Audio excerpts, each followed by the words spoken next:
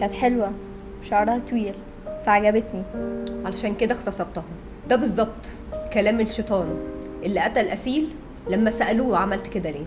ويطلع شوية حيوانات على السوشيال ميديا يقولوا ايه، ما طفلة بالجمال ده ليه امها ملبساها مايو؟ ما طبيعي الشاب يحس منها بإغراء، تبقى بنت بتعيش طفولتها بطريقة طبيعية والناس شايفة إن جمالها وقبولها سبب في ضياعها، ومفيش لوم ولا عتاب على الولد اللي اتفتن بيها. اي حد بيقول كده امك اسمعنا بيها.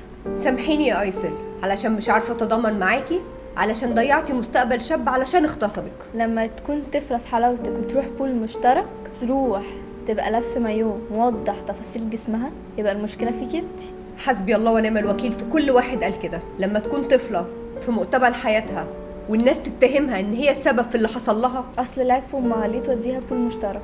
عايزه اقول لكل واحد قال كده وبيفكر بالطريقه دي، حسبي الله ونعم الوكيل فيكم، حسبي الله ونعم الوكيل فيكم. الله يرحمك يا ايسل ويصبر مامتك وباباكي، وربنا يرجع لك حقك يا بنتي في الدنيا وفي الاخره.